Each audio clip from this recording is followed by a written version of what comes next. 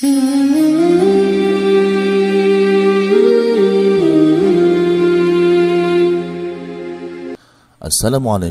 warahmatullahi wabarakatuh. Alhamdulillahirabbil alamin. Assalatu wassalamu ala asyrafil anbiya'i wal mursalin wa ala alihi wa ashabihi ajma'in, amma ba'd. Sahabat-sahabat, mahasiswa dan mahasiswi yang dimuliakan Allah Subhanahu wa ta'ala, pada kesempatan kali ini kita akan masuk pada materi yang ketiga, yaitu memahami syahadatain. Syahadatain, sering kita dengar dua kalimah syahadat atau syahadatain. Ini merupakan kata dalam bahasa Arab yang sekarang sudah dipahami sebagai kalimat yang membumi, artinya terutama bagi orang muslim, terutama bagi seorang muslim, maka ketika menyebutkan kalimat syahadatain atau dua kalimat syahadat, pasti semuanya memahaminya. Kita akan coba memahaminya ya, sedikit demi sedikit, pelan-pelan, agar menjadi lebih mudah memahaminya. Bismillahirrahmanirrahim ya. Dua kalimat syahadat. Apa itu dua kalimat syahadat? Ya, yaitu kalimat asyhadu an la ilaha illallah, asyhadu anna muhammadan rasulullah, yang artinya aku bersaksi tiada Tuhan selain Allah. Aku bersaksi bahwa Muhammad utusan Allah. Dua kalimat syahadat ini merupakan rukun Islam yang pertama. Rukun Islam itu ada 5. Yang pertama dua kalimat syahadat atau syahadatain, kemudian yang kedua sholat, ya, kemudian yang ketiga zakat, kemudian yang keempat puasa, dan kelima pergi haji bagi yang mampu. Kembali ke dua kalimat syahadat. Syahadatain atau dua kalimat syahadat dalam bahasa Indonesia, syahadatain ini berasal dari kata syahida. Syahadatain ini menunjukkan dua syahadat, dua persaksian. Kalau satu syahadat atau syahadah wahidah, dari kata ini berangkat dari kata syahida, fi'il madhi, yashhadu fi'il mudhari'. Syahadatan masdar, atau dalam bahasa Inggris namanya gerund, kata kerja yang dirubah menjadi benda atau benda. Fahuwa syahidun, syahid ini pelaku atau fa'ilnya, yaitu orang yang bersaksi. Syahida artinya melihat atau hadir atau mengetahui. Sedangkan syahida ditambah dengan bi artinya bersumpah atau berjanji. Jadi secara bahasa syahadat itu diartikan sebagai dia telah melihat, hadir, mengetahui, atau dia bersumpah atau berjanji. Itu syahadah. Kemudian kandungan syahadatain. Dua kalimat syahadat, ada dua kalimat di situ. Yang pertama adalah asyhadu an la ilaha illallah, yang kedua asyhadu anna muhammadar rasulullah. Ini mengandung yang pertama, kita bahas kalimat yang pertama, asyhadu an la ilaha illallah. Ini merupakan syahadat tauhid, persaksian atau sumpah tentang tauhid. Apa tauhid? Dari kata wahada yuwahidu tauhidan, artinya mengesakan, ya, mengesakan. Siapa yang diesakan? Allah Subhanahu wa ta'ala. Yaitu beriktikad dan berikrar bahwasanya tidak ada yang berhak disembah dan menerima ibadah kecuali Allah Subhanahu wa ta'ala. Mentaati hal tersebut dan mengamalkannya. Jadi ketika mengucapkan asyhadu an la ilaha illallah, maka kita berikrar, ya, beriktikad, berniat dan dalam hati bahwa tidak ada yang berhak disembah, tidak ada sesembahan, ya, yang hak, ya, menerima ibadah kecuali Allah Subhanahu wa ta'ala. Kemudian juga kita mentaati hal tersebut dan mengamalkannya. Ini konsekuensi dari asyhadu an la ilaha illallah, syahadat tauhid. Kemudian dari kalimat yang pertama ini, syahadat asyhadu an la ilaha illallah, ini ada dua rukun yang perlu kita pahami. Yang pertama adalah an-nafyu. An-nafyu atau peniadaan. Ya, yang mana peniadaannya? Kalimat la ilaha. La ilaha ini nafyu, atau meniadakan, tidak ada ilah, tidak ada sesuatu yang disembah ya, secara hak. Ini nafyu, peniadaan, membatalkan syirik dengan segala bentuk dan mengingkari terhadap segala apa yang disembah selain Allah. La ilaha, tidak ada sesembahan, tidak ada sesuatu yang dijadikan tempat bergantung, tidak ada tempat, tidak ada sesuatu yang berhak untuk diibadahi, dimintai pertolongan, tidak ada sesuatu yang secara hak bisa memberikan rezeki, begitu ya. Meniadakan la ilaha. Kemudian illallah, illa Allah. Ini al-itsbat atau penetapan, ditetapkan illallah, hanya Allah Subhanahu wa taala. Artinya menetapkan bahwa tidak ada yang berhak disembah kecuali Allah dan mewajibkan pengamalan sesuai dengan konsekuensinya. Gitu. Jadi ada rukun dalam asyhadu an la ilaha illallah. Ini ada an-nafyu, peniadaan, dan al-itsbat, penetapan. An-nafyu, saya ulangi lagi, sebagai peniadaan kesyirikan kepada Allah Subhanahu wa taala.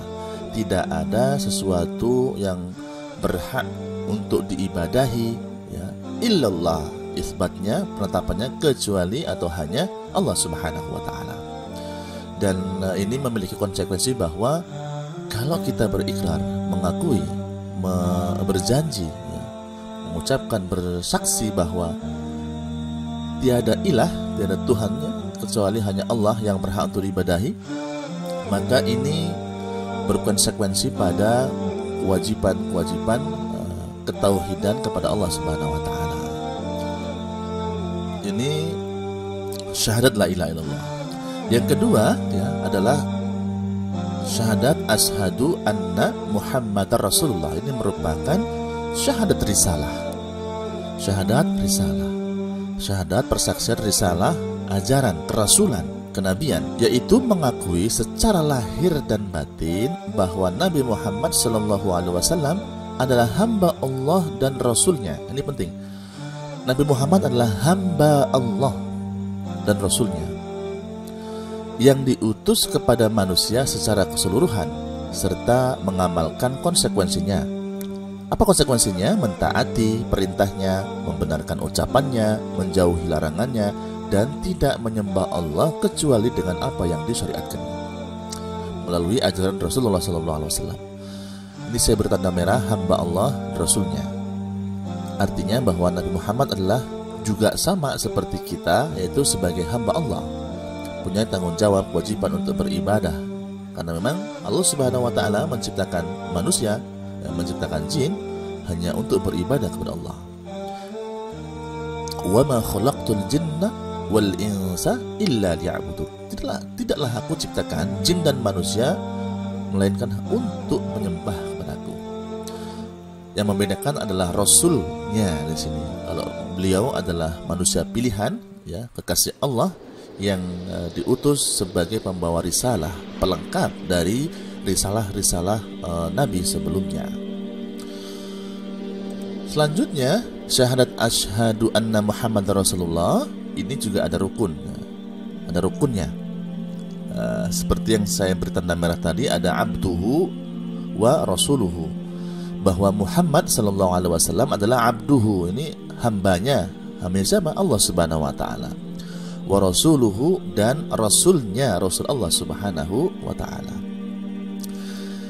Menafikan, ini rukunnya ya, menafikan ifrat, berlebih-lebihan. Jadi tidak melebih-lebihkan. Artinya bahwa Nabi Muhammad itu adalah manusia biasa, basyarun kal basyar, manusia seperti manusia yang lainnya. Kenapa di sini disebutkan rukun syahadat asyhadu anna Muhammad Rasulullah ada ifrat, tidak berlebih-lebihan? Karena ada ya, umat sebelum Nabi Muhammad SAW, Bani Israel, yang berlebih-lebihan ya, mengagung-agungkan Rasul, yang mana Rasul tersebut adalah manusia biasa, tetapi dilebih-lebihkan, diagung-agungkan sehingga dianggap sama kedudukannya dengan Tuhan, dengan Allah Subhanahu wa taala. Nah, ini ifrat, berlebih-lebihan. Bahkan dikatakan anaknya Allah Subhanahu wa taala. Nah, ini berlebih-lebihan. Kemudian yang kedua, tafrid, meremehkan pada hak Rasulullah. Artinya pada kalimat asyhadu anna Muhammadar Rasulullah ini menafikan, meremehkan, artinya meniadakan, ya, tidak boleh meremehkan kita pada hak-hak Rasulullah SAW. Apa hak Rasul? Haknya adalah untuk dicintai, untuk ditaati, untuk diikuti semua perilaku-perilaku beliau yang tercermin dalam kehidupan sehari-hari. Yang mana apa yang diucapkan Nabi, yang dikerjakan itu tidak lepas daripada tuntunan wahyu Allah Subhanahu wa taala. Dalam Al-Qur'an disebutkan, "Wa ma yantiqu 'anil hawa in huwa illa wahyu yuha."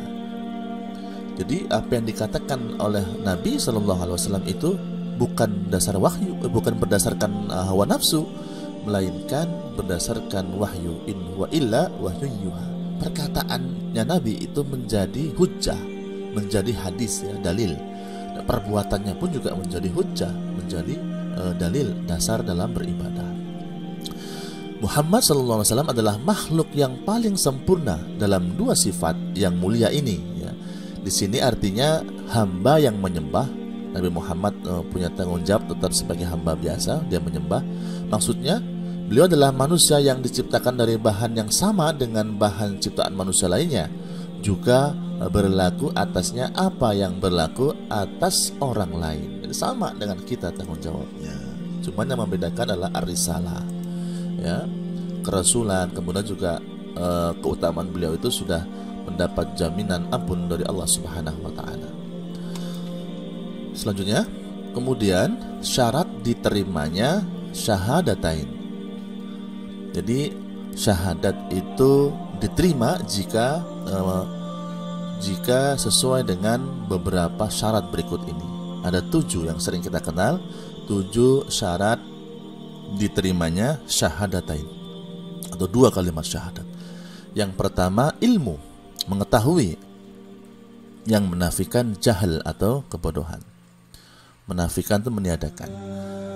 Jadi ketika kita mengucapkan 2 kalimat syahadat, kita harus dibangun, ucapan 2 kalimat syahadat itu dibangun atas dasar ilmu, pengetahuan, ya.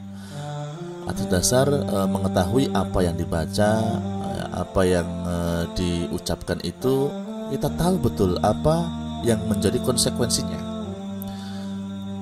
Kalau sudah mengucapkan asyhadu an la ilaha illallah wa asyhadu anna Muhammadar Rasulullah, maka kita konsekuensinya adalah menyembah hanya kepada Allah Subhanahu wa taala, ya, beribadah hanya kepada Allah Subhanahu wa taala, terbebas dari kesyirikan-kesyirikan. Yang kedua, yakin, yang menafikan syak atau keraguan. Harus yakin. Kalau tidak yakin maka batal syahadatnya. Misalkan hanya mengucapkan saja, tidak ada keyakinan dalam hatinya, maka tidak sah syahadatnya.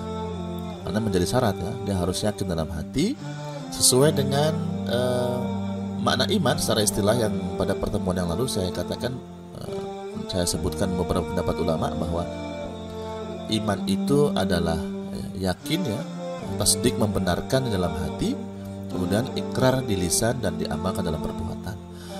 Oke, ya, jadi harus ada yakin. Yang ketiga, qabul, menerima, yang menafikan rad, penolakan. Harus menerima apa yang menjadi konsekuensi syahadatain, ya, diterima.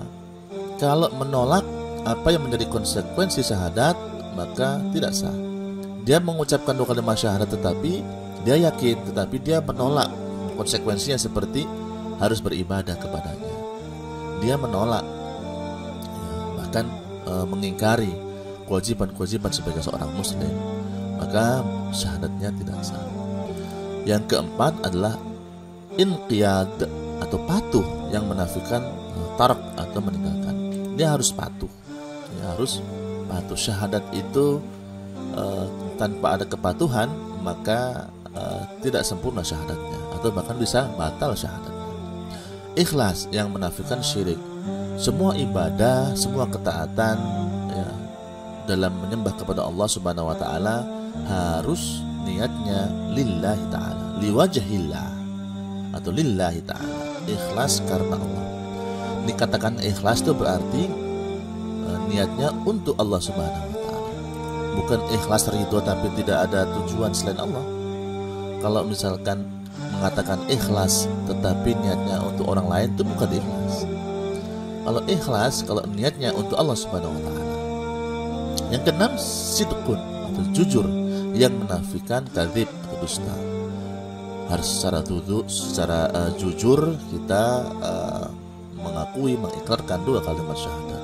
Yang ketujuh, mahabbah, kecintaan yang menafikan baghdha atau kebencian. Harus ada perasaan kecintaan kepada Allah Subhanahu wa taala. Bahkan cinta kepada Allah dan Rasulnya ini cinta yang wajib. Kalau kita tidak mencintai Allah dan Rasulnya melebihi dari cinta kita kepada manusia, kepada yang lainnya, maka diragukan dua kalimat syahadat kita. Ya, ini yang menjadi PR besar tentunya bagi kita semuanya. Apakah kita memposisikan Allah dan Rasulnya itu lebih daripada kita dari kita kepada manusia yang lain atau kepada alam semesta ini?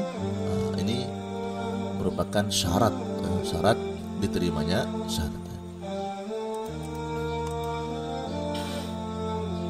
Terakhir ya, tadi adalah syarat diterimanya syahadat. Yang berikutnya adalah hal-hal yang menjadi pembatal syahadatain.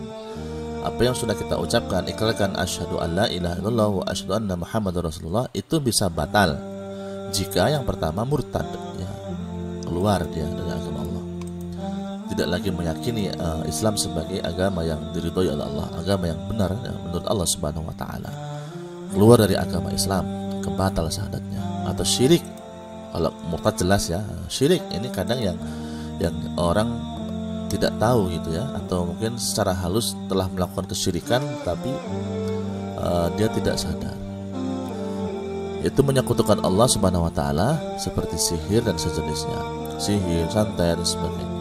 Atau menjadikan sesuatu itu tandingan atau sama seperti Allah Subhanahu wa taala saja tidak boleh, apalagi menganggap lebih daripada Allah Subhanahu wa taala. Misalkan lagi menganggap sesuatu itu bisa memberikan kesembuhan, sebagaimana kita yakini bahwa sembuh itu adalah Allah yang punya hak. Kalau kita meyakini bahwa karena hal tertentu, misalkan obat tertentu ini obat yang bisa menyembuhkan, dia lupa ternyata obat itu hanya wasilah. Dia hanya meyakini satu-satunya yang bisa menyembuhkan hanya obat ini misalkan, karena misalkan dijampi-jampi sama orang tertentu misalkan. Nah, ini disebut dengan syirik, karena menyamai sesuatu sama dengan Allah bisa memberikan kesembuhan, bisa memberikan manfaat, dan bisa memberikan mudarat. Yang ketiga, meyakini bahwa ada hukum yang lebih baik dari hukum Allah Subhanahu wa taala. Ini menganggap bahwa, apalagi menganggap bahwa hukum yang hukum Allah Subhanahu wa taala itu misalkan tidak berkemanusiaan. Ada orang-orang yang tanpa sadar mengatakan, mungkin sadar cuman karena dia gagal faham, mengatakan bahwa ternyata Islam itu diskriminasi misalkan. Islam itu tidak memberikan kesempatan orang lain untuk bertobat. Apa contohnya ketika dalam hukum Islam misalkan qisas, yang memotong tangan orang lain dipotong tangannya juga. Nah, ini kalau menganggap bahwa hukum Allah itu tidak cocok diterapkan, atau hukum Allah itu tidak sesuai dengan fitrah manusia, bahkan tidak mengakui, ini bisa membatalkan syahadat, bisa batal syahadat. Gitu. Atau misalkan apalagi semua hukum-hukum Allah tentunya. Yang keempat, mengingkari ajaran Rasul SAW dan merasa ada ajaran selain Nabi yang lebih baik. Menganggap ajaran manusia lebih baik dari ajaran Nabi SAW, ini bisa merusak syahadatnya, batal syahadat. Yang kelima, membantu orang kafir untuk memerangi orang Islam. Kan aneh ini, jangan sampai kita seperti itu, membantu orang kafir untuk memerangi saudaranya muslim. Naudzubillah, naudzubillah. Dan yang keenam yaitu pembatal keimanan. Ya, ini kembali ke materi iman yang lalu. Apa yang menjadi pembatal keimanan itu bisa membatalkan 2 kalimat syahadat. Wallahu a'lam bishawab. Mudah-mudahan materi singkat ini bisa menguatkan kepada kita semuanya tentang 2 kalimat syahadat dan apa-apa yang menjadi konsekuensi dari mengucapkan, mengikrarkan, meyakini, membenarkan dan mengamalkan ya 2 kalimat syahadat. Kesempurnaan hanya milik Allah. Mohon maaf atas segala kekurangan. Akhir kalam, assalamualaikum warahmatullahi wabarakatuh.